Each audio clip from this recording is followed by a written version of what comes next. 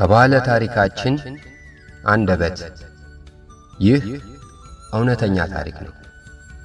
የዛሬ ባለ ታሪካችን ታሪኳን እንዲህ ስትልካልናለች። ትባላለች።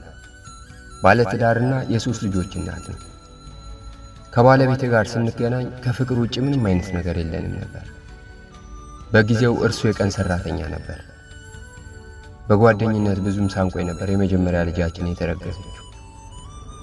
በአገራችን ባህል መሰረት ለቤተሰቦች ሽምግልና ልኮ ቀለል ባለ መልኩ ተጋባ። እሱም እንደ አቅሙ አንድ ክፍል ቤት ተከራይቶ ያኖረኝ ጀመር።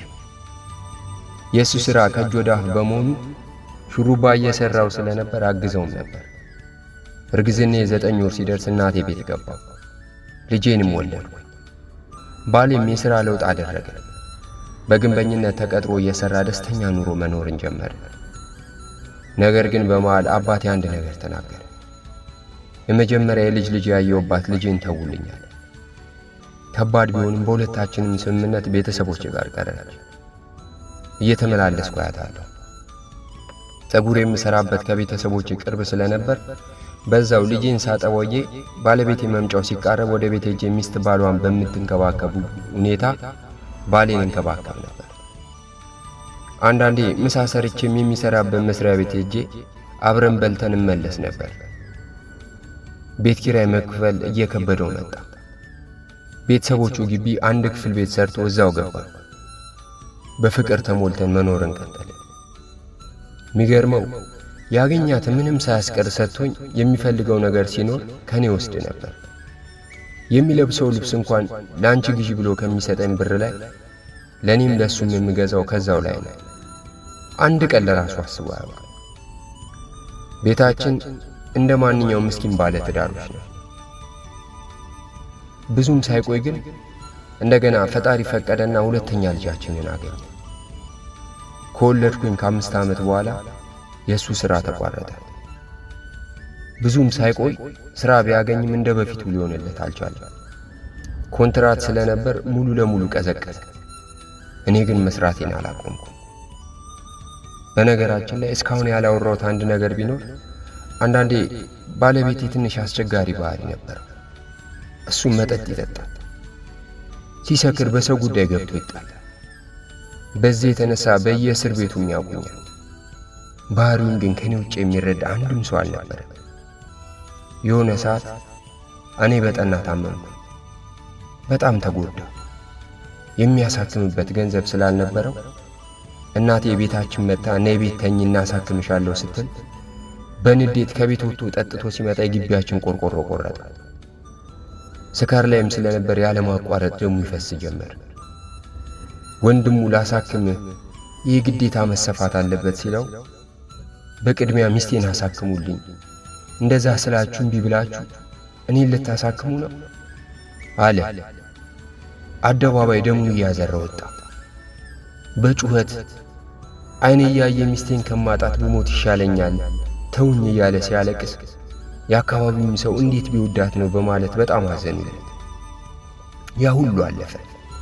ከዕለት ወደ ዕለት ሥራውን እየጠላ መጣ።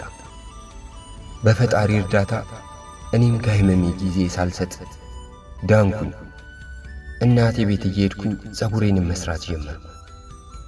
ነገር ግን የኔ ሥራ ብቻ ቤታችንን ሊያቆም አልቻለም። ከሠራው ሠራው፣ አለበለዚያ ከእናቴ ተቀብዬ ቤቴን አላጓደል።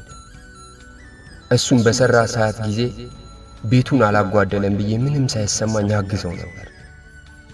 በሰው አመለካከት ግን ልጁን ያበላሸሽው አንቺ ነሽ ይሉኛል።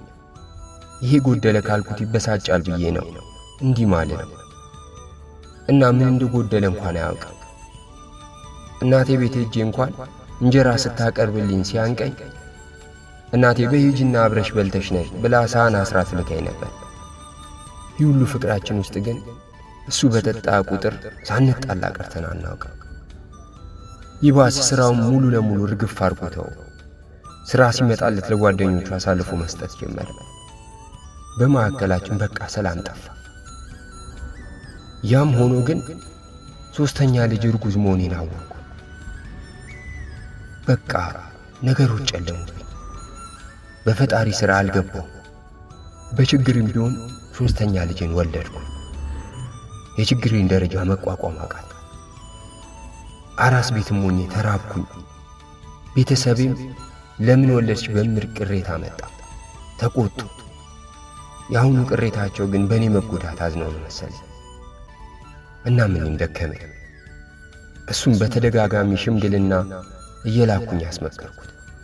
ምንም ሊመለስ አልቻለም። ከአቅሜ በላይ ስለሆነ ልክ 6 ወር ሲሆነው ጠበቅኩኝና ለቤተሰቦቼ ልጅን ሰጥቼ ወደ ኩዌት ሄድኩኝ። ነገሮች ግን በእኔ ጠመሙ። ሳይሳካልኝ በ4 ወር የተመለሱ። በድጋሚ ወደ ዱባይ አመራሁ። አሁንም 1 ዓመት ከ6 ወር ብቻ ሰርቼ ተመለሱ። ስመለስ ግን እናቴ ቤት ሆንኩኝ። ገና ሳልቆይ ብዙ ወሬ ይወራ ጀመር። ልጆቹን አይታቸው አያውቅም ምናምን ይላሉ። እኔ ግን ማንንም አልሰማም ነበር። ስለ እሱ ክፉ የሚያወራ ጠላት መስለኝ ሁሉ ነበር። ደውዬ አገኘሁት። ብዙ ካወራም በኋላ ባክህ ልጆቹን በየጊዜው እናቴ ጋር እየሄደ እንዲያይ ነገርኩት። ተስማምተን ተመልሼ ወደ ቤይሩት ሄድኩኝ። በተደጋጋሚ ቤተሰብ ጋር ደውልም ስለነበር ሳያቸው 6 ወር እንደሆነ ሰማሁ። ደወልኩለት። ለምን አላየሃቸውም ብዬ ስቆጣው ባክሽ ባዶ እጄን ብዬ ነው አለኝ። እንዲህ ሆኖ ልቤን ስፍስፍ ይላል፣ ያሳዝነኛል። በቃ እሺ ብዬ በዓል ስለደረሰ ብር ላኩለት። አደራ ከልጆች ጋር አሳልፍ እቤት ሄደ እሺ አልኩትኝ። እሺ አለ። ዓመት በዓሉ እንዳለፈ ስደውልለት አብሬያቸው ነው ያልኩት ብሎ ዋሸ። ከዛ ተናድጄ ተናግሬው ዘጋሁት። ለተወሰነ ጊዜ እሱ ጋር መደወል አቆምኩ። ቤተሰብ ጋር ስደውል የማየውን ነገር መስማት ጀመርኩ። ራሱን ጥሏል፣ ምን ሆንክ ሲባል ተለየች ማለት ጀመረ አሉ። ልጆቻችንም ትምህርት ቤት ወላጅ ሲባሉ ያፍራሉ። በድጋሚ ደውዬ ማውላት ጀመርኩ። እንዳይጠጣ ለምነዋለሁ፣ አስምለዋለሁ፣ ግን ተመልሶ እዛው ነው። ሰለቸኝ፣ ማውራት አቆምኩ። ከቆይታ በኋላ ለረፍት ሀገር ስገባ እንኳን ደህና መጣሽ ብሎ እናቴ ቤት ሊጠይቀኝ ሲመጣ ደነገጥኩኝ። አላመንኩም። ለማናችንም መከቴ ነበረ። ገና ስሙ ሲነሳ የሚፈራ ልጅ ከስቶ እሱነቱ እስኪጠፋ ድረስ በቃ ደቃቃው ነው። እኔም ወሰንኩ። በቃ ራሴና ልጆቼን ለማዳን ስል ግዴታ ተለየሁት። ጠልቼው እኮ አይደለም፣ የሰው አፍ ቤተሰቤን ፍራቻ ተለየሁት። ከአንድ ወር በኋላ ወደ ቤይሩት ተመለስኩ። ሥራ ላይ ሆኜ እሱን ማስታወስ ማቆም አቃተኝ። ያለበትን ሁኔታ ለማወቅ የቅርቡ ሰው ጋር ስደውል ሥራ ሲጀምር እንደሚጥለው ነገር ባክሽ እምቢ ያለን አንቺ አናግሩ ሲሉኝ ደወልኩለትና በሕልሜ መጥፎ ነገር አይቻለሁ፣ ጸበል መጠመቅ ጀምር አልኩት። ቃጥላ ማርያም ሄድ ስለው እሺ ግን ትታረቂኛለሽ ከዳንኩኝ አለኝ። አለቀስኩኝ። አሁን እታረቅሃለሁ፣ የልጆች አባት ነህ እኮ። እኔ እኮ አልጠላህም፣ አብሬ ባረጅ ነው ደስ የሚለኝ አልኩት። እሺ ቅርበኝ ሲለኝ እሺ ቅርታ አድርጌልሃለሁ አልኩት። ተነስቶ ቃጥላ ማርያም ሄደ። አንድ ቀን ወንድሙ አስጠምቆት እዛው ለሰው አደራ ብሎ ትቶት ሄደ። ለሳምንት ሲጠመቅ ቆይቶ ስልኩን ቻርጀር ላይ ሰክቶ ወጣ። ቢፈለግ አልተገኘም። እዛው አካባቢ ያለ ፖሊስ ጣቢያ ፎቶን አሳይተው ሲጠይቁ ይህ ከሆነ ወድቆ አግኝተን ሚኒሊክ ሆስፒታል አስገብተነዋል አሉ።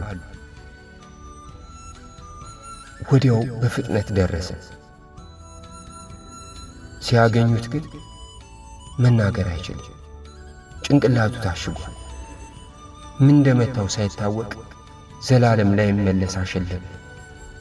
የልጅነት ባሌ፣ የልጆቼን አባት በስደት እንደተንከባለልኩ አጣሁት። መጨረሻ ላይ እንዳወራኝ አንድ ህልም ነበር። አገር ስገባ ያ ፍቅራችን ተመልሶ በፍቅር ከልጆቻችን ጋር ተሰብስበን እንኖራለን ብዬ ነበር። በቃ የእግር እሳት ሆነብኝ። ላይመለስ ትቶን ሄደ። እስከ ዛሬ ድምፅ የሌለው ጩኸት ሆኖብኛል። ባሌን ሳልቀብር ቀርቼ በሰው አገር ታመምኩኝ። እስቲ ምከሪ፣ ምን ትልኛላችሁ? በምን ልጽናና?